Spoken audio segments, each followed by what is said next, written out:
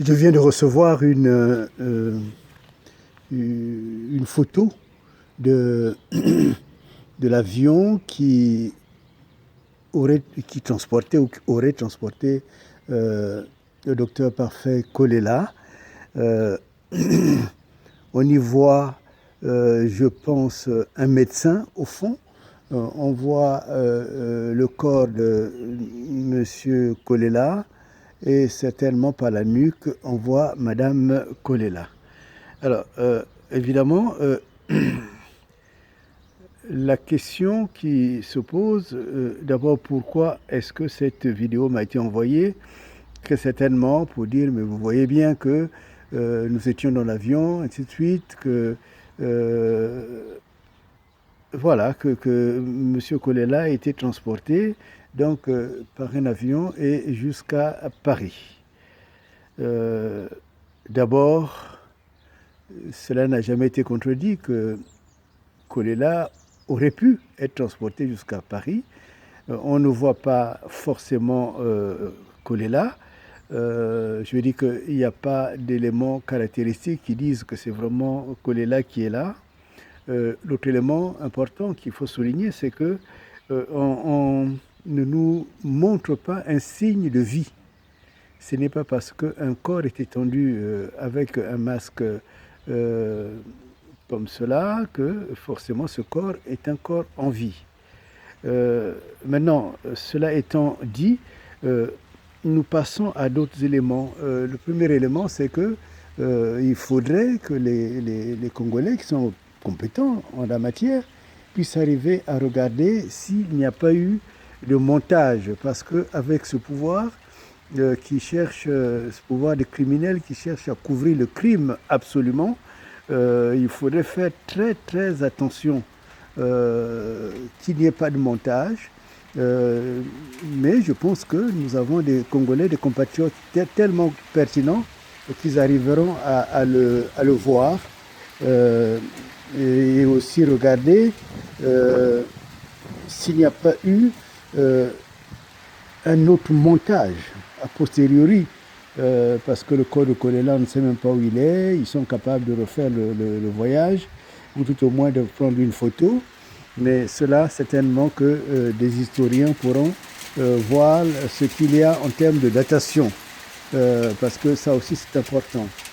Pour le reste, il reste que ce gouvernement ou ces criminels qui veulent absolument s'absoudre, ou tout au moins montrer à la face du monde que Kolela a été mort de Covid. D'abord, cela est une hypothèse qui est maintenant dépassée depuis que je suis intervenu.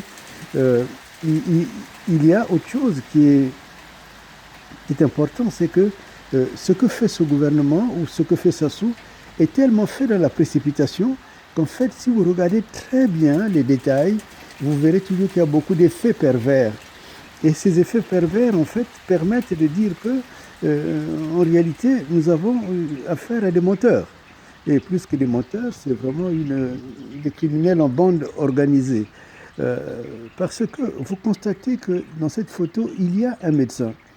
Et curieusement, quand on arrive au Bourget, ce médecin disparaît au profit d'un autre médecin qui serait venu envoyé par le gouvernement congolais et qui aurait dit à Madame Kolela de descendre, même qui aurait sommé, il aurait sommé de sortir l'avion. Et c'est ce médecin-là qui viendra déclarer 15 minutes après, je crois que c'est cela qui avait été dit aux députés, que 15 minutes après, ce médecin serait venu pour dire « votre mari est décédé ». Et puis bon, évidemment, la veuve est pleurée, on ne sait pas si elle pleure ou pas du tout, mais en réalité, il y a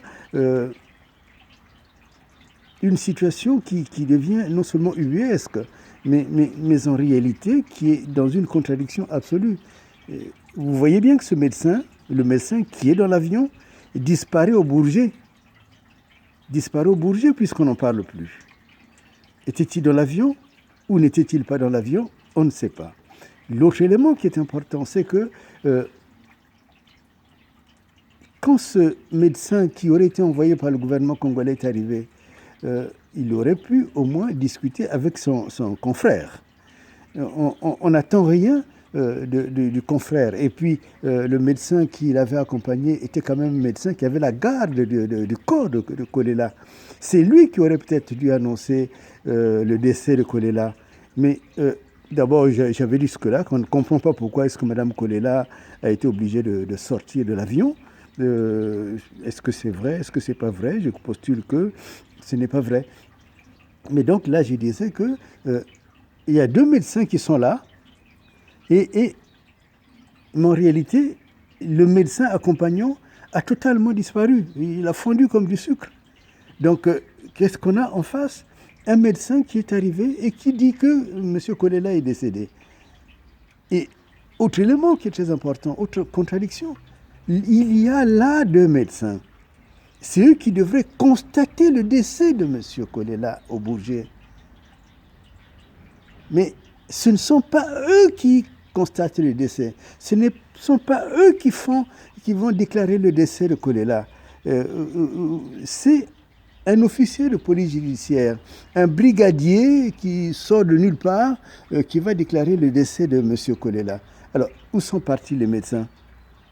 Le médecin qui venait du Congo, le médecin congolais qui aurait été envoyé, ou non congolais, je ne sais pas. Mais donc, vous voyez bien que plus ils avancent des choses, plus la contradiction s'installe. En réalité, cette vidéo est ou une preuve du mensonge ou un mensonge véritable. Soyez vigilants, apprenez vraiment à vivre dans la vérité et à décortiquer la vérité.